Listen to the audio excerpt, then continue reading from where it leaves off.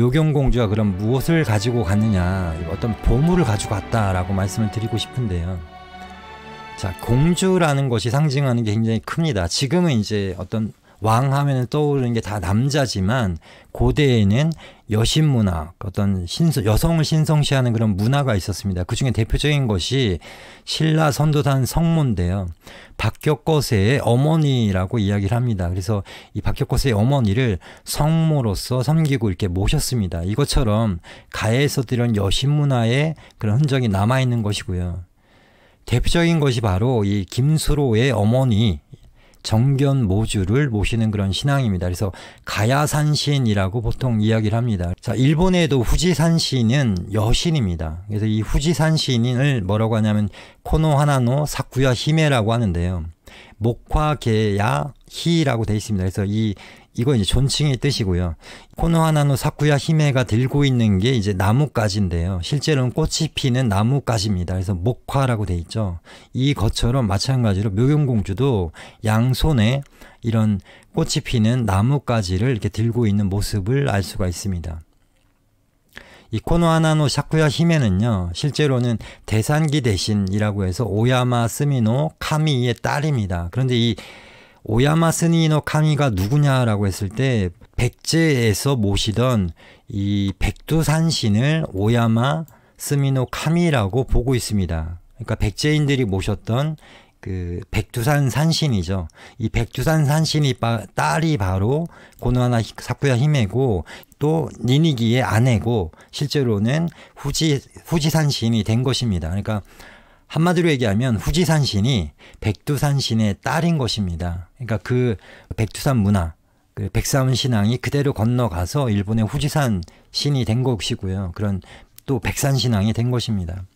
그러니까 이 일본의 고대 문화를 개척했던 사람들은 대부분 우리 고구려 백제 신라 가야 사람들이, 그 왕손들이 가서 거기에 분국을 건설하는 그런 과정이었다라는 걸 알 수 있는 또 하나의 예고요.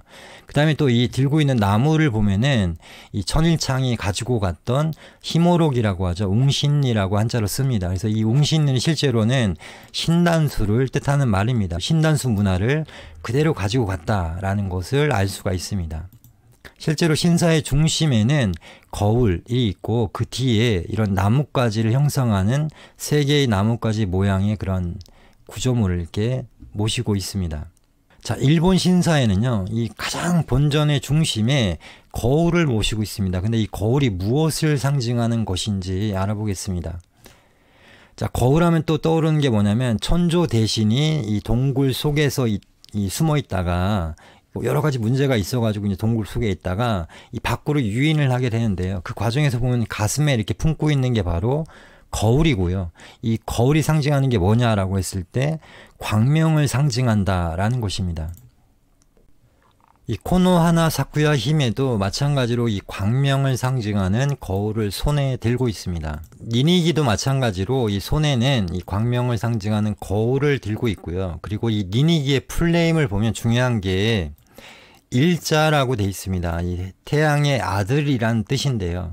고조선의 대표적인 유물이죠. 이 단유세문경입니다. 국보 141호고요. 기원전 3에서 2세기 정도의 그런 유물입니다. 단유세문경은 무엇을 뜻할까요? 이 앞부분에는 이렇게 여러 가지 조각들이 뭐 0.3mm 정도의 그런 가는 선으로 이게 13,000개의 선이 그려져 있는데요. 그 뒷부분을 보시면은 이렇게 보시는 것처럼 말 그대로 청동 거울입니다. 이 거울을 그냥 그 표상을 한 거고요. 앞부분에 새겨져 있는 그런 이 선, 문양들은 사실은 빛이 사방으로 비추는 모습을 이렇게 상징을 한 것입니다. 잘 보시면은 원, 그리고 네모난 것, 방, 그 다음에 이 삼각형 모양의 각으로, 원방각으로 전체 문양을 새겼고, 실제로는 이것은 빛이 이렇게 사방으로, 우리가 이제 사방팔방이라고 하죠. 사방으로 이렇게 뻗어나가는 모습을 상징을 한 것입니다. 자, 여느랑 새우녀, 이 설화도 굉장히 중요한데요. 자, 상륙사 가락국기를 보면은 8대 아달라 왕 때 이 바닷가에 여느랑과 새우녀라는 이게 부부가 살고 있었는데 어느 날 이 바위 하나가 나타나서 이 연호를 태우고 일본으로 가버렸다. 그래서 이 연호를 왕으로 삼았다라고 하는 전설이 내려져 오는데요. 이 연호가 타고 간 바위가 무엇을 뜻하는가 라고 했을 때 뭐 물고기라고도 하는데요. 이것을 타고 일본으로 가서 거기서 이제 왕이 되었다라는 건데, 자, 그 뒤에 보면 어떤 말이 나오냐면 이때 신라에서는 해와 달이 광채를 잃었다라고 돼 있습니다. 그래서 해와 달이 전기가 일본으로 가버렸기 때문에 궤변이 일어난 것입니다 라고 하는 내용이 나오는데, 이것은 이 광명신앙, 광명사상을 가지고 연호라고 하는 그런 상징적인 인물이 일본으로 가서 왕이 되는 그런 사연들이 사실은 역사들이죠. 실제로는 이것이 이제 설화의 형태로 남게 된 것입니다. 일본에는 이 환인환웅 당군의 삼성조를 모시는 문화가 그대로 남아 있습니다. 일본에서 뭐 3대 명산이라고 하는데요. 히코산이라고 해서 영원산을 가보면은 이 상궁, 중궁, 하궁의 그런 세 단의 신궁이 배치가 되어 있는데, 실제 상궁에는 환인을 모셨고 중궁에는 환웅, 하궁에는 당군을 모셨다라는 걸 알 수가 있습니다. 이 환웅상은 후지야마 환웅이라고 되어 있습니다. 그래서 잘 보시는 것처럼 환웅상이라고 이렇게 명백하게 나와 있죠. 그래서 우리가 알고 있는 그 환웅입니다. 그래서 일본에는 이 환웅상을 모시는 문화가 남아 있고, 또 히코산의 단가라고 하는 그런 명칭도 있는데요. 이 당군의 집 또는 당군의 후손을 뜻하는 이런 단가라고 하는 말을 쓰고 있습니다. 그래서 이 히코산 산신이 도대체 누구냐라고 했을 때, 이 뭐 히코산 유기에 보면은 진단국에서 왔다라고 되어 있습니다. 뭐 진단하면은 생각나는 게 뭐 발해가 생각이 나죠.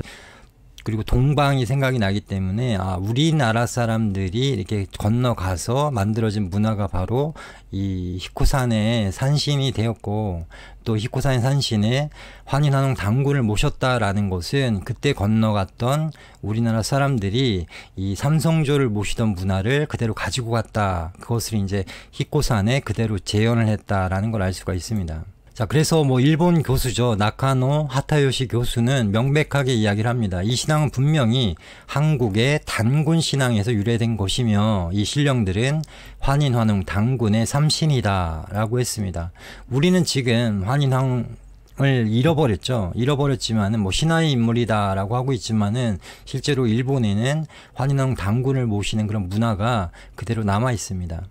그 다음에 중요한 게 뭐냐면, 히코산을요 다시 한자로 또 쓰게 되면은 일자가 됩니다. 일자는 태양의 아들, 하늘의 아들을 뜻하는데, 이 일자가 뭐냐라고 했을 때, 위서열전을 보면은 이 주몽이 동구에서 그 탈출을 해서 이 졸본으로 가는 과정에서 일대수라고 하는 큰 이 강을 만나게 되는데, 뒤에는 동부의 군사가 쫓아오고 앞에는 강이 가로막혀 있으니까 이렇게 외칩니다. 나는 해의 아들이요 하백의 외손이다. 이에 물고기와 자라가 함께 떠올라서 다리를 만드니 주몽이 건널 수 있었다라고 하는 설화가 전해지는데요. 여기서 주몽이 얘기한 게 바로 나는 해의 아들 일자다라고 하는 것입니다. 아까 히코산이 일자라는 뜻을 갖고 있다라는 것을 보면은, 이것도 마찬가지로 광명사상을 그대로 가지고 있었다. 그리고 그 기원처가 뭐냐 했을 때, 일단 기록상에는 이 고구려 때의 주몽도 해의 아들이다 라고 했던 것을 알 수가 있습니다. 해모수도 마찬가지입니다. 해모수도 우리말로는 해머슴의 해의 아들이라는 뜻이 됩니다. 그래서 이 해모수는 이 고유명사가 아니고요, 일반 명사입니다. 그래서 이 왕호를 뜻하는 것이고, 실제로는 천자, 하늘의 아들을 뜻하는 부여의 통치자 호칭이고 왕호가 되는 것입니다. 그래서 실제 삼국유사와 삼국사기를 보면은 3명의 해보수가 나옵니다. 그래서 이 3명이 나왔다는 것은 뭐냐면, 이것이 호칭이다, 이름이 아니고 호칭이다 라는 걸 알 수가 있습니다. 그 다음에 헤브로도 마찬가지입니다. 이 부르는 불을 뜻하는데요, 고대의 불은 해의 분신으로 여겼기 때문에 헤브로는 해의 불, 즉 해의 아들이라는 뜻이 됩니다.